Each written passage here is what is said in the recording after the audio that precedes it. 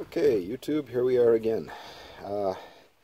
Another video here today on a little repair that becomes commonplace with the Norwood sawmills. If anybody runs the LM2000, of course we've got these blade guides here, like this one here. Now this blade guide is original to this mill. I've had this mill probably 12 years or better. I've never had any problem with that. This blade guide that sets on over here, on the other hand, this guy gets the direct flow of the water pipe coming down here. And so what happens with this one is we get a bearing that looks like this. And what happens, of course these bearings, you see they have this little seal inside here. That seal works loose, comes off. It's from the water getting in around these bearings, and it starts chewing them up. That one has pretty well had its day. Missing a few balls out of there. Part of the clip here that holds the balls in has gone out of the raceway. The problem with these assemblies here is that if you order that entire assembly from Norwood, well, for my location, I'm looking at $93 to get that blade guide roller shipped here to my home, because it comes as an entire assembly. There's the inside and outside bearing, and with the shipping and handling, 93 bucks.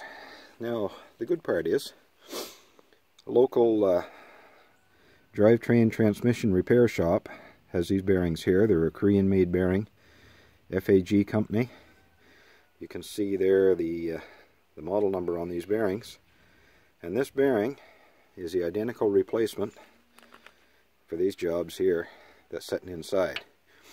These bearings here, this is the better quality one. It was just over $8 a piece. There is a $5 bearing that was similar. I went with the better quality one because I don't want to be replacing them all the time.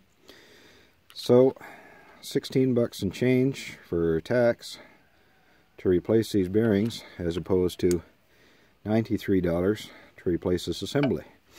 Now, I will state right from the start that this is not a Norwood sanctioned repair, and I'm in no way impugning the reputation of Norwood. I love their sawmill.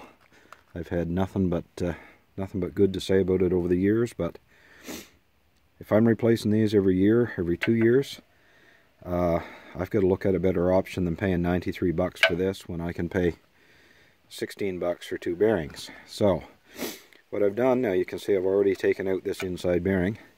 So all I've got to do here, I'm going to put a stick of wood against that. I'm going to tap it down there, tap that bearing out, and since I'm running alone here today, I'm going to knock that bearing out, and just going to put the camera on pause here for a moment. Okay, so I've knocked the bearing down. It's flush with the back of the housing here now for the guide roller. So I'm just going to set it on these 2 sticks of wood here so I can finish punching that through. Okay, so there we are. The inside bearing's punched out. Now this bearing isn't, there's a little bit of noise to it, but that bearing is probably still got a few hours of, or a few weeks maybe of sawmilling on it. I'm going to set it aside in case I ever need a bearing just to fill in a space. So inside here, this is fairly clean, but what I'm going to do now is I'm just going to take a little bit of motor oil and rub around the inside of that.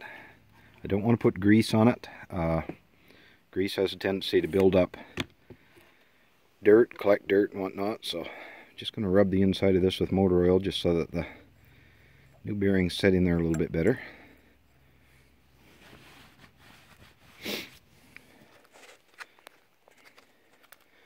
And I will be right back. Okay, so here we are. This is the new bearings. Nice and shiny. This one's sitting on here. So all I'm going to do now, lay that on there, and just going to seat the bearing in. Easier to do if I had a cameraman with me today, but okay, I'm going to seat that down in place, and then we're going to come back for the second one. Okay, so there we are. First one's tapped down in place. I've added a little bit more oil around here, make sure there's no wood chips in between. I'm going to seat this one in place next. Once again, to keep from beating on the edges with a hammer, ruining the bearing chase in any way, just going to put a block of wood on there.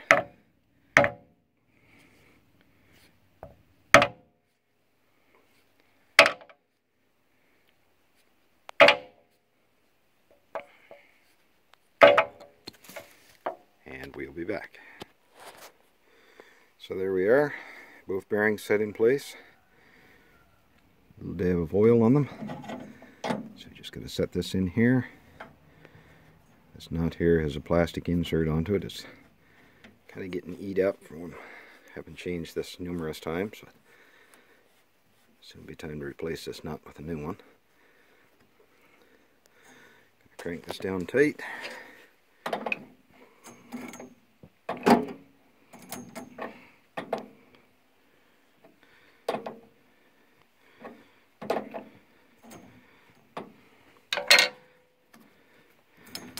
Want that to run free, no wobble into it. Don't want to over torque it. So there we are, roughly a 5-minute repair once you get the bearings on hand. So once again, if you want the serial number off these bearings, there we are right there. I got these from an ABI bearing service dealer, and that's all it takes to replace these. Like I say, $16 repair to replace a part that would have cost me 93 bucks. Hope it's some help to some of you, and have a good one. Till the next time.